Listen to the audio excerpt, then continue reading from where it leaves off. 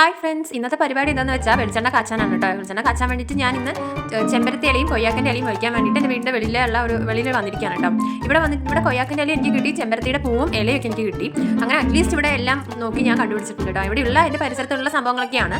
ഇത് ചെറിയുള്ളിയും കുരുമുളകുമാണ് കേട്ടോ. കറിവേപ്പില ഇലയായിട്ട് വലിച്ചെടുത്തിട്ടുണ്ട്.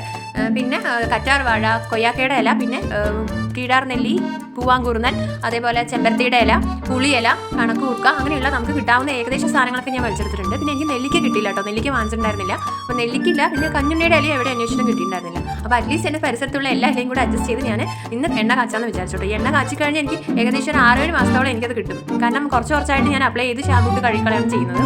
അപ്പോൾ ഇതെല്ലാം നമ്മൾ എന്താ ചെയ്യുന്നത് വെച്ചാൽ പേസ്റ്റ് ആക്കിയാണ് ചെയ്യുന്നത്. പേസ്റ്റ് ആക്കി വെച്ചിട്ടാണ് അരയ്ക്കുന്നത്.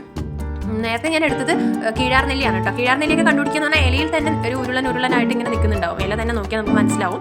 അപ്പോൾ ഇതെല്ലാം സ്റ്റെപ്പായിട്ട് കുറച്ചായിട്ട് നമ്മൾ എന്താണെന്ന് വെച്ചാൽ മിക്സിയുടെ ജാറിലിട്ട് അരച്ചെടുക്കുക ചെയ്യേണ്ടത്. എല്ലാം കൂടെ ഒരുമിച്ചിട്ട് അരച്ചെടുക്കാൻ പാടില്ല. ആദ്യം സ്റ്റെപ്പായിട്ട് കുറച്ചെടുക്കുക, അരയ്ക്കുക, ലൈറ്റായിട്ട് ഇത്തിരി വെള്ളം ചേർത്ത് അരയ്ക്കാം. അരച്ച ശേഷം നമ്മൾ നല്ലപോലെ ഒരു പേസ്റ്റ് ആക്കി എടുക്കുക ചെയ്യണം കേട്ടോ. ആദ്യം തന്നെ കറ്റാർ വാഴയിട്ട് അരയ്ക്കരുത്. ആദ്യം ഈ ഇലകളൊക്കെ ഇടുക, ലാസ്റ്റാണ് കറ്റാർ വാഴ ഉള്ളിയും ഒക്കെ ഇട്ടിട്ട് അരയ്ക്കേണ്ടത് കേട്ടോ. ഞാൻ ഇടയിൽ ചേർത്ത് കണക്കൂർക്കയുടെ ഇലയുണ്ട്, അത് ആ പ്ലേറ്റിൽ ഞാൻ വെച്ചിട്ടുണ്ടായിരുന്നില്ല. ഇതെല്ലാം നന്നായിട്ട് പേസ്റ്റ് ആയിട്ട് അരച്ചെടുത്ത ശേഷം നമ്മൾ എന്ത് ചെയ്യുന്നത് വെച്ചാൽ ഈ പേസ്റ്റിനെയാണ് നമ്മൾ എണ്ണയിലേക്ക് ഇടേണ്ടത് കേട്ടോ. അപ്പം ഇങ്ങനെ സ്റ്റെപ്പായിട്ട് നമ്മൾ അരയ്ക്കുന്നത് തന്നെ അരച്ചാൽ മാത്രമേ നമുക്ക് ഇങ്ങനെ പേസ്റ്റായിട്ട് കിട്ടുള്ളൂ.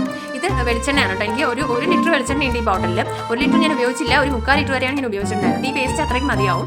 ഈ പേസ്റ്റ് നമ്മൾ ചെറുതായിട്ട് ചൂടായിട്ട് വരുമ്പോൾ തന്നെ ചേർത്ത് കൊടുക്കുക. ഒരുപാട് തിളച്ച് കഴിഞ്ഞിട്ട് ചേർത്ത് കൊടുക്കാൻ നിൽക്കരുത്. ഗ്യാസ് എപ്പോഴും സിമ്മായിട്ട് തന്നെ വെക്കുക. ആദ്യത്തെ സ്റ്റേജിൽ സിമ്മായിട്ട് വെച്ച ശേഷം ചേർത്ത ശേഷം നന്നായിട്ടൊന്ന് ഇളക്കി കൊടുക്കുക.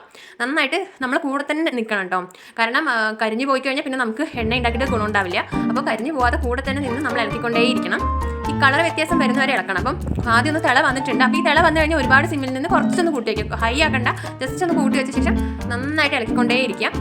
നമ്മൾ കൂടെ തന്നെ നിന്ന് ഇളക്കുമ്പോൾ തന്നെ നമുക്ക് ആ ഒരു ഇതിൽ നിന്ന് മാറി പച്ചമണമൊക്കെ മാറി നല്ലൊരു സ്മെല്ല് വരാൻ തുടങ്ങും. അതാണ് അതിൻ്റെ ഫൈനൽ സ്റ്റേജ് പറയുന്നത് കേട്ടോ. നമ്മളിവിടെ കുറേ നേരം നമ്മുടെ സമയം സ്പെൻഡ് ചെയ്യണം, എന്നാലേ നമുക്ക് നല്ലൊരു ഫ്രഷ് ആയിട്ടുള്ള എണ്ണ കിട്ടുള്ളൂ. പിന്നെ ഞാനിത് കുറേ നേരം തിളപ്പിച്ചു. പിന്നെ ഇത്തിരി ഒന്ന് ഗ്യാസ് ഹൈ ആക്കി വെച്ചു കേട്ടോ. അപ്പോൾ തന്നെ ഒന്ന് കളർ മാറി വന്നു. അപ്പോൾ നമ്മൾ ശ്രദ്ധിച്ചാൽ നിങ്ങൾക്ക് മനസ്സിലാവും. അങ്ങനെ നമുക്ക് ഈ ഒരു ചൂടോട് കൂടിയിട്ട് നല്ലൊരു ബ്രൗൺ കളർ ആകുമ്പോൾ നമുക്ക് എണ്ണ വാങ്ങി വെക്കാം കേട്ടോ. ആ ബ്രൗൺ കളറിലേക്ക് എത്താനായി. ഇപ്പോൾ പക്ഷേ ഒരുപാട് കരിയാതെയും കൂടി സൂക്ഷിക്കണം. കരിഞ്ഞ രീതിയിലേക്ക് വരാൻ പാടില്ല. ബ്രൗൺ കളർ ആയിട്ടുള്ള രീതിയിൽ തന്നെ എണ്ണ ഉണ്ടാവണം കേട്ടോ. പിന്നെ ഈ എണ്ണ നമ്മൾ കാച്ചുമ്പോൾ നമ്മൾ ഉള്ളിയൊക്കെ ചേർക്കുന്നതുകൊണ്ട് തന്നെ നമ്മൾ ഒരുപാട് നീരിറങ്ങാനുള്ള ചാൻസ് ഇല്ലാണ്ടിരിക്കാനാണ് കുരുമുളക് ചേർക്കുന്നത്. പിന്നെ നമ്മൾ ചേർത്ത് ഒരു 1/2 മണിക്കൂർ മസാജ് ചെയ്ത് വെച്ച ശേഷം നന്നായിട്ട് മസാജ് ചെയ്ത ശേഷം പിന്നീട് ഷാമ്പോ എന്താ വെച്ചാൽ നമ്മൾ ഉപയോഗിക്കുന്നത് വെച്ച് തലയിൽ കഴുകി കളയുന്നതാണ് നല്ലത്. തലയിൽ ഈ എണ്ണ തേച്ച് അങ്ങനെ വെച്ചുകൊണ്ടിരിക്കാൻ പാടില്ല കേട്ടോ. അതും ഒരു പ്രധാന കാരണമാണ്. ഈ ഒരു നേരം ആയി കഴിഞ്ഞാൽ നമ്മൾ ഗ്യാസ് ഓഫ് ചെയ്യാം നമുക്ക്. പിന്നെ നമുക്ക് അതിന് ശേഷം അത് പതുക്കെ കുറച്ച് നേരം 1/2 മണിക്കൂറൊക്കെ അങ്ങനെ വെച്ച് കഴിഞ്ഞാൽ പിന്നെ അത് ഊരി വരും. അതിനുശേഷം കുപ്പിയിലേക്ക് വെച്ച ശേഷം ലാസ്റ്റ് പിഴിഞ്ഞെടുക്കണമെങ്കിൽ എടുക്കാം കേട്ടോ.